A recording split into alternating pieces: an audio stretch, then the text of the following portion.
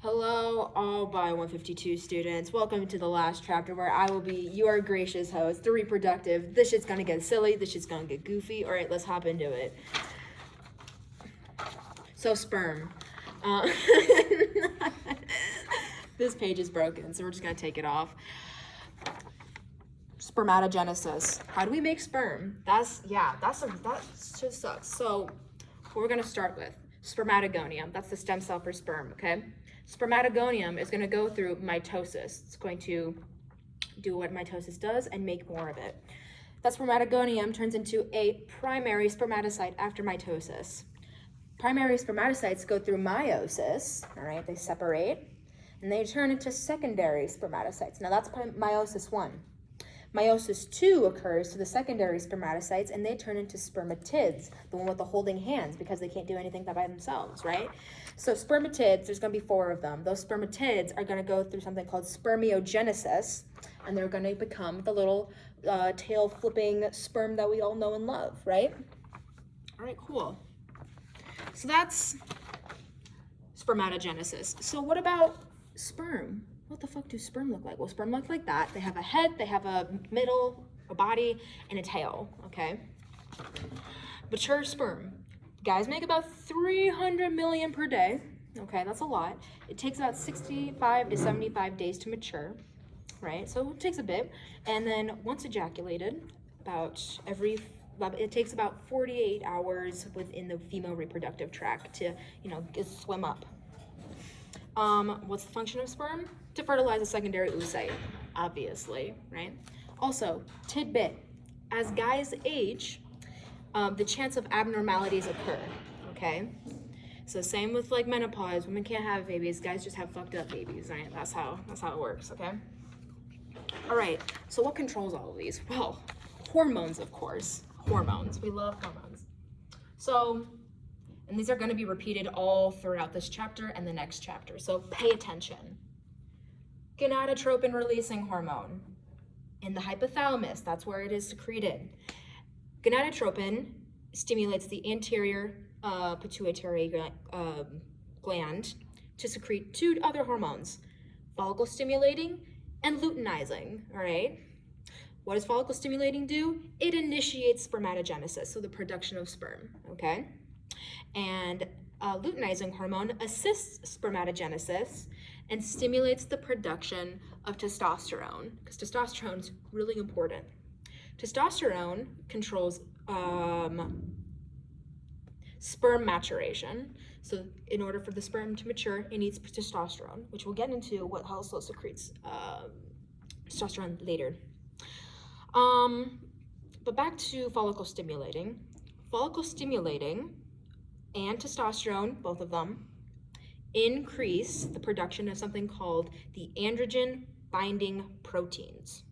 What androgen binding proteins do is they keep testosterone concentrated in the semiferous tubules, okay?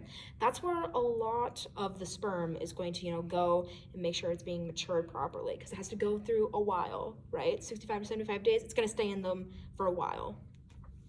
So androgen binding proteins help keep testosterone concentrated in those tubules. All right, back to the first chart. Oh my God. Take a good look at this chart. All right, memorize it well, because you're gonna need to. Let's see, did I put it right here? I don't think I did. Oh no, wait, I did. Oh, look at me. So it all starts in the hypothalamus, okay? The hypothalamus secretes what?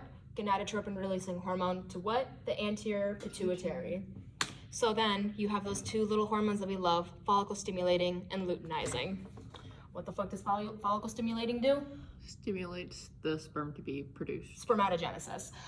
Yes, perfect. So it's going to, in order for it to stimulate spermatogenesis, it's going to combine with testosterone, and it's going to hit a certain kind of cell. Spermatogenic cells, sustentacular cells, okay? And sustentacular cells are nursing cells. They help secrete androgen binding protein to help with the maturation. Okay, easy, easy, easy. Look at that. So that's for follicle stimulating. Let's go back to luteinizing. What does luteinizing do? Stims testosterone, or testos as we'll call. So it stims testosterone. What does LH go to? It goes to Leydig cells, or interstitial cells. And those Leydig cells, once touched upon by luteinizing hormone, are going to secrete testosterone, because testosterone helps everything, okay? So testosterone goes to the spermatogenic cells to help with follicle stimulating, but also testosterone also helps in the creation of dihydrotestosterone, or DHT. Sounds like a drug, it's not. And dihydrotestosterone helps with male pattern development. It helps with the enlargement of male sex organs, and it also helps in anabolism, protein synthesis, basically. So it helps in all of that. But we have another hormone that we have to talk about, inhibin. So if you have sperm, if you have good, moderate levels of sperm, your body doesn't want any more, okay? You have reached your maximum. Inhibin will be released by spermatogenic cells, okay? And that inhibin is going to go ahead and it is going to go to the anterior pituitary. It's going to stop follicle stimulating hormone, okay? And it is also important to know that sustentacular cells also secrete inhibin, which also stop FSH and luteinizing, okay? So, and that's basically what that little diagram is. So we've already started talking about it, but inhibin control. Inhibin produced by sustentacular cells causes a negative feedback on follicle stimulating, and this regulates spermatogenesis, obviously.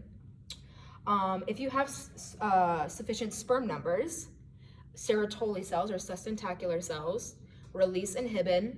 This decreases follicle stimulating, and what does this do? Decrease sperm production, or DER. So say you have low sperm production, or if your sperm production is low, you're going to have less inhibin because you want to make more sperm, okay? So more follicle stimulating will be secreted, and then sperm production will increase. Cool. So now we're going to talk about more testosterone. Sorry, guys. 28.8, negative feedback loop of testosterone. Say you have high testosterone in your blood. What's going to happen? It's going to signal to the hypothalamus, because the hypothalamus helps with gonadotropin releasing hormone. It's going to decrease that, which then what? Decreases luteinizing hormone in the anterior pituitary, and that luteinizing hormone is going to tell the Leydig cells to stop secreting that testosterone. We don't need any more. And because the Leydig cells are stopping the testosterone from being added and from synthesizing, your testosterone levels in your blood are going to drop. Make sense? Yes. Awesome. Frankly, guys, if you guys don't know the duct system, you guys can take a picture of this. We will not be going into this. It is there in the packet. It's in the book. It's on the internet. Look it up if you do not understand it. But what we will talk about, some major things that we will talk about, is the epididymis houses sperm 10 to 14 days for motility purposes. Sperm can remain in storage for 1 month. And the ejaculatory duct ejects spermatozoa into the prostatic urethra. Those are the main things that you should know about the duct system, okay? So if you know those 3 things, and you know the duct system itself, you'll be all good. Okay. Well, now we're going on to my favorite part, the accessory sex glands. My favorite part of this chapter right here, okay? So you have three big ones. Seminal vesicles, all right? Don't laugh. I see you guys, you child. They secrete a alkaline fluid, which contains something called clotting proteins, and it also contains something called prostaglandins, and it contains fructose. Now we'll get into what all those do. So the alkalinity of the fluid helps neutralize acid within the female reproductive system and in the male urethra, because urine. The fructose is in there for ATP production, because we need fructose. That's a glucose. It's a form of a carb, so we need that for energy. prostaglandins are in there for motility and viability of the sperm. And there's some little protein in there called seminoglennin. Causes coagulation. That causes coagulation after ejaculation. So post-ejac, seminoglennin helps coagulate. Easy. Good for reproduction. All right, so now we're on to my favorite one, the prostate. My favorite. So the prostate secretes a milky, slightly acidic fluid. Interesting. What makes it acidic? Citric acid. Why citric acid? Because citric acid is needed for ATP production, because the Krebs cycle is known as the citric acid cycle as well. So we're gonna need that, right? There's also something called acid phosphatase. We don't know what that does. And then you have proteolytic enzymes, which liquefy the semen, okay? And that is all for the prostate, all right? That's it. Okay, so now we're talking about the last one, Cowper's glands, or bulbal urethral glands. This secretes a mucus, about 1 to 2 drops, for lubrication. Easy. This is an alkaline substance that neutralizes acid, okay? Because you can't have acid touch upon acid everywhere, right? It's just not good. All right, and that is all for the sex glands. So now moving on, we're gonna be talking about the functions of semen. If you don't know what the functions of semen are, well, don't worry, I'm about to tell you. So this is usually used for the sperm transportation, obviously. It provides nutrients, and it neutralizes acid, and it does all of that, all right? And also, because of the acidity of the prostatic fluid, the enzymes that are in there decoagulate, liquefy the semen, all right, which aid in the movement through the uterine cervix, while also the prostaglandins and the coagulating proteins also help with coagulation, okay? That's all it does. That's all it does. And that's it for male anatomy. Look at you guys. You guys are doing great. All right, so now we're on to the bitch, the female anatomy, okay? So back to more charts. Go ahead, look at that. 3, 2, 1, you're done. Okay, so you have the stem cell, the oogonium, or oogonium, or the oogonium. So the oogonium goes through mitosis, splits, okay? That after mitosis, it is now called a primary oocyte, or oocyte. That primary oocyte goes through meiosis 1. Now don't worry, we're about to get it. That primary oocyte goes into a secondary oocyte and a first polar body. That polar body doesn't mean anything, okay? It's just extra material. We care about this secondary oocyte, okay? Now, the thing with the secondary oocyte is it starts meiosis 2, but it doesn't complete meiosis 2 until after something called fertilization, when a sperm meets the oocyte, okay? So you have your secondary oocyte, it gets fertilized, it is now finishing meiosis 2, and at the end of meiosis 2, you now have an ovum, an egg, and you have a second polar body, which we don't care about. And eventually, that ovum turns into a zygote, okay? Okay, and that's it. That's all for that. Look at that picture. That'll be very important later on. Great, so the female reproductive cycle. Oh no, periods. Okay, so this is the general term for the uterine and the ovarian cycles. Those are 2 cycles, make up the reproductive cycle. Easy. And these 2 cycles encompass the hormonal regulation and the cyclical changes in the breasts and the cervix and the uterus and all of that. The ovarian cycle is the series of events associated with the maturation of an oocyte / ovum, okay? Ouch.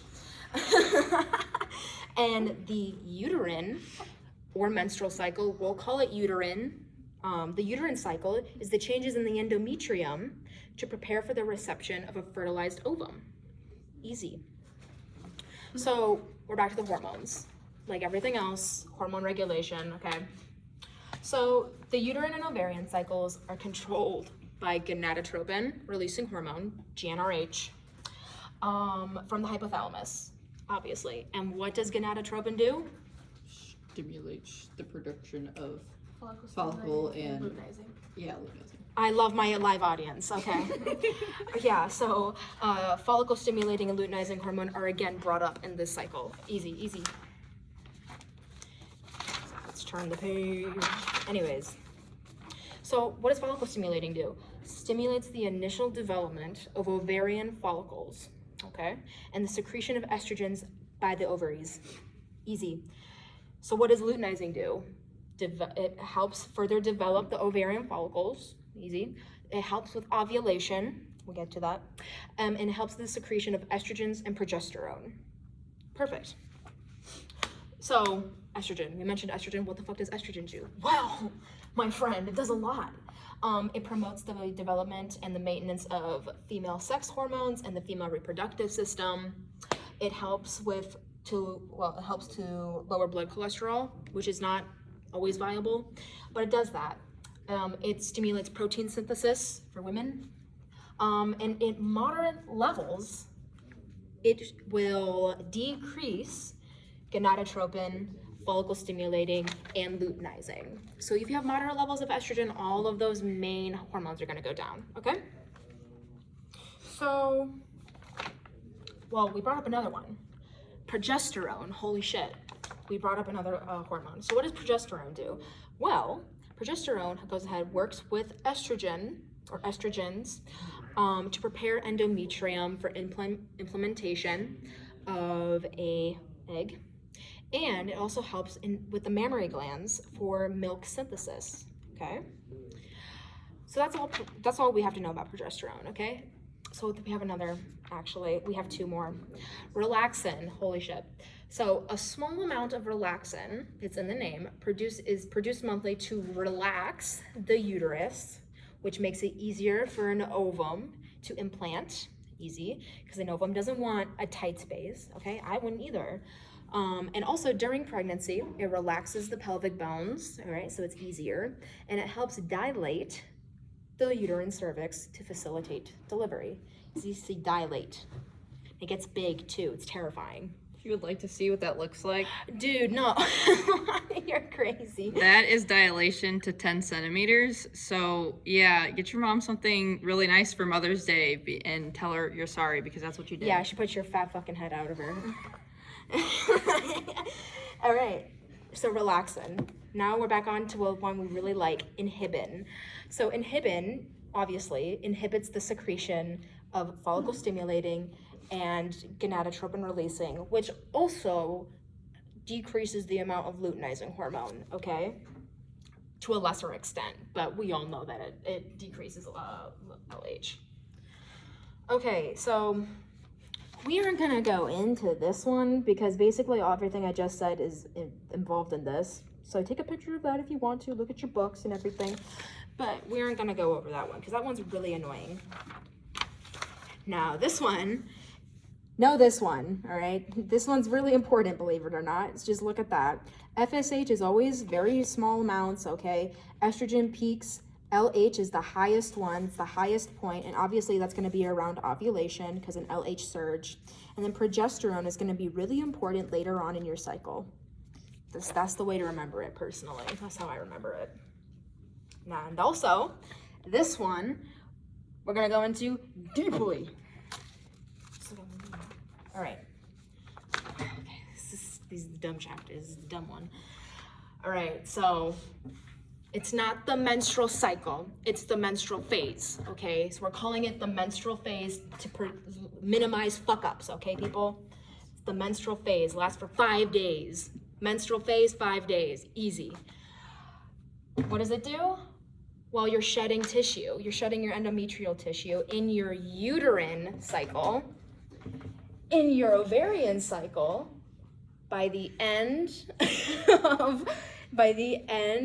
of your menstrual cycle, a secondary follicle or a secondary oocyte will be prepared to venture out into the world, okay?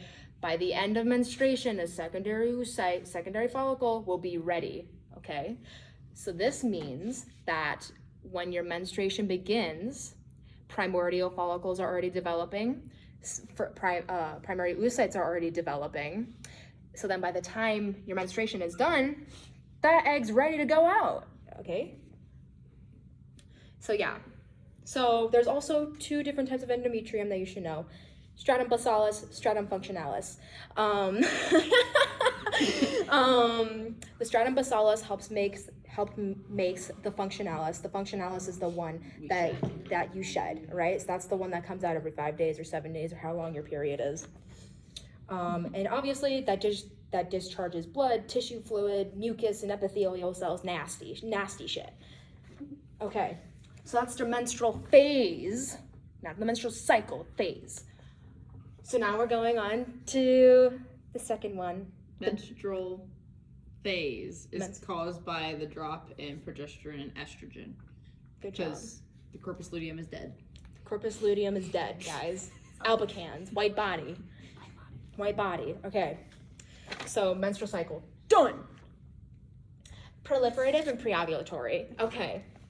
So the preovulatory phase is the time between menstruation and horny time, ovulation. And it is variable in length, okay?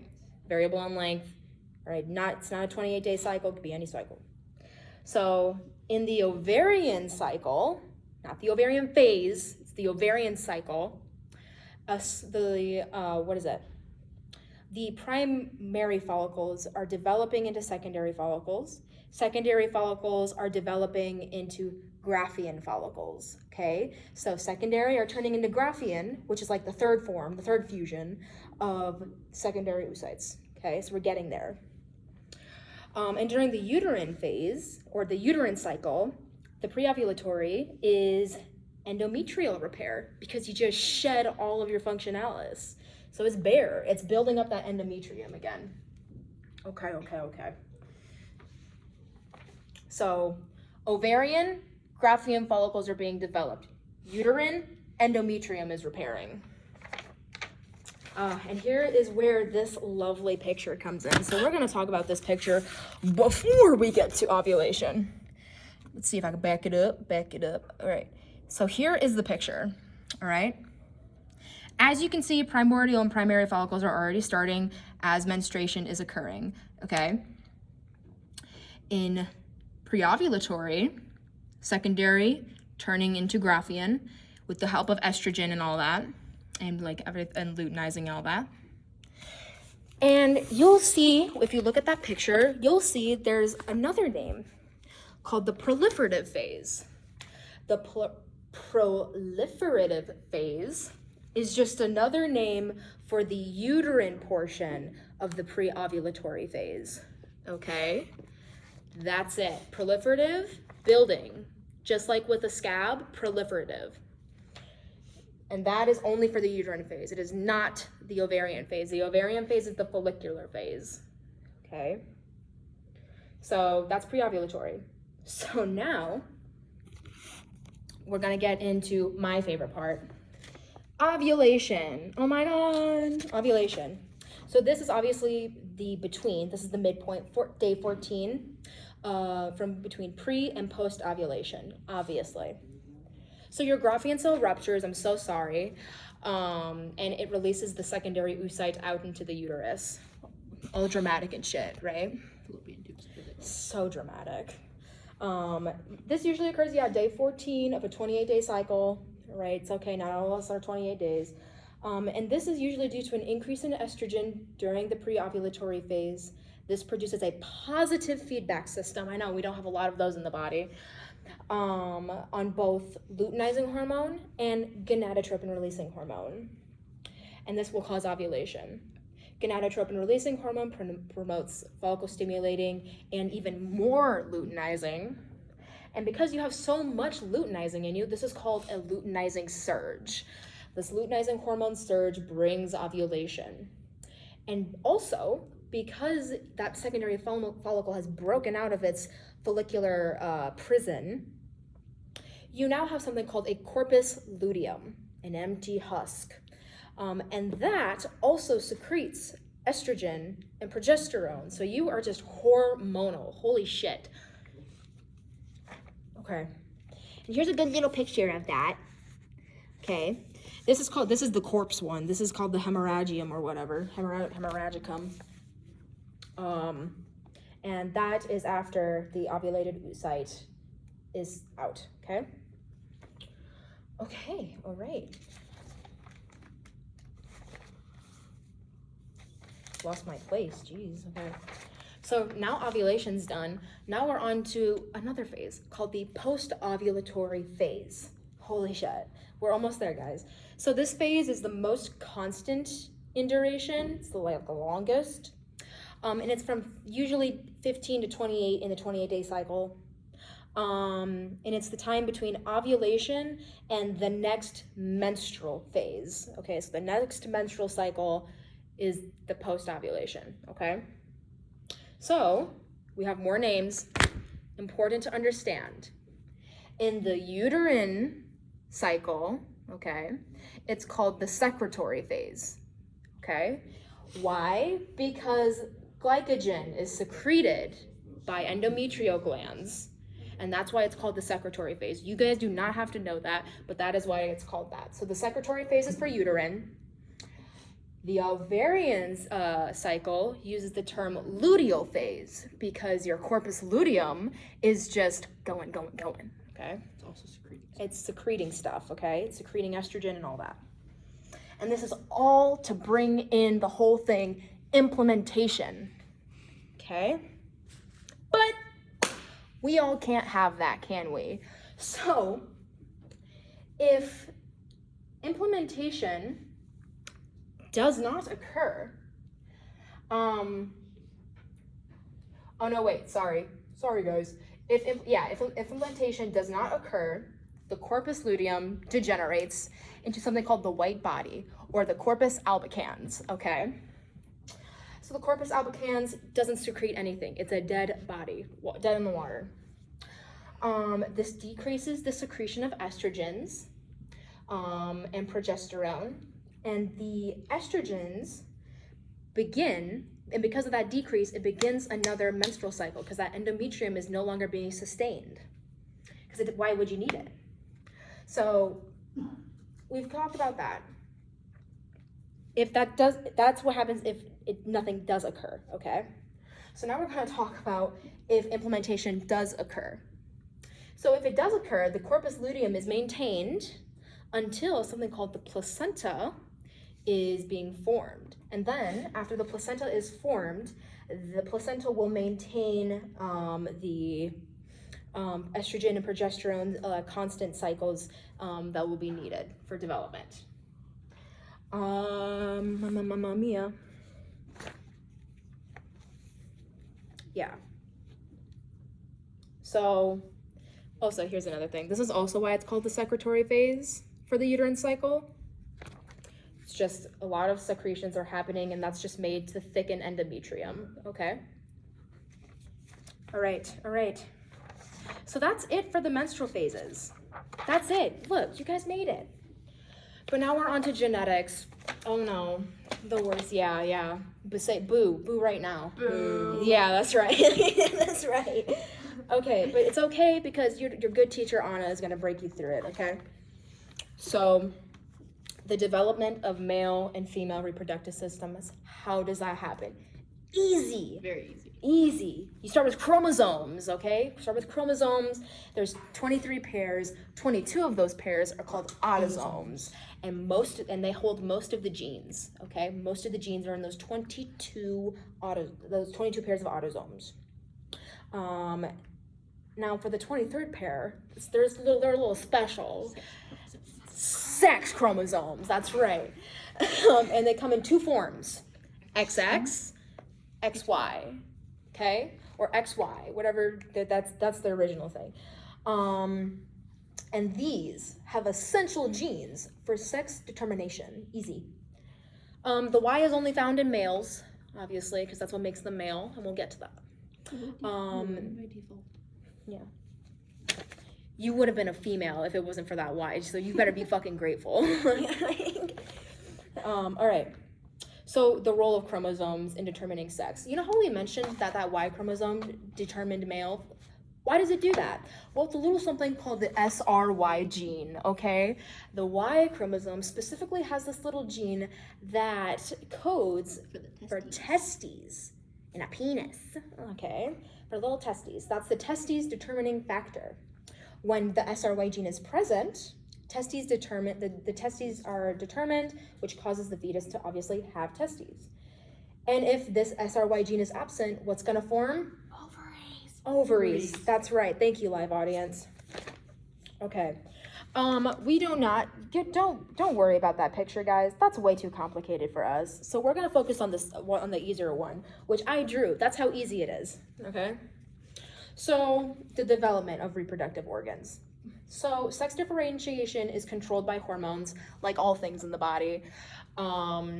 And in the first 2 weeks of you being in your mom's stomach, you don't have a sex, frankly. You are genetically undetermined.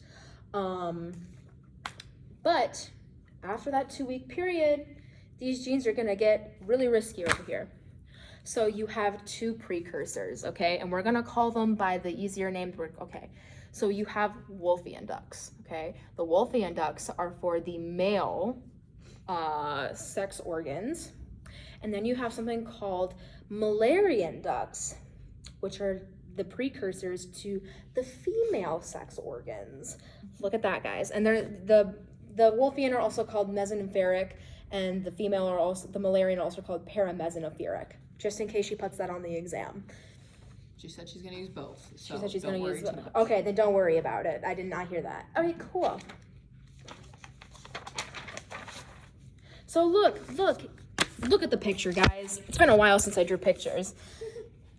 Look at that. It has an anus and everything. Okay, so take a good look at that picture, and then we will talk about it. Obviously, you can tell which ones are Mullerian because they look like fallopian tubes. It's the pink one, guys. They have little fimbriae at the top of them. And obviously the blue ones are blue because Wolffian, all right? Because men like blue. That's how it is. The fimbriae, yeah. Okay. So that is the best way to tell, okay? So if testes are present due to the SRY gene, the testes are going to secrete 2 hormones. Testosterone, which obviously testosterone codes for everything now, and then there's a little something called MIS, or Mullerian inhibiting substance. Not hormone, substance. Get it right. Bad live audience. Okay. And these hormones stimulate the development of the Wolffian ducts and the degeneration, of the Mullerian ducts, obviously, because the Mullerian ducts are female. So, but obviously, if you have no testes, no testosterone is being secreted, no Mullerian inhibiting substance is being secreted. So what's going to happen? Your Wolffian ducts will regress because nothing is keeping them up, and then your Mullerian ducts will develop. So then you have ovaries. Easy, easy. And here's another little diagram right here, just in case you're liking diagrams. So SRY gene, you got testes. No SRY gene, you got ovaries. Easy. And that's it, guys. You guys did it. Holy shit. Yeah, that's it. Yeah, perfect. All right.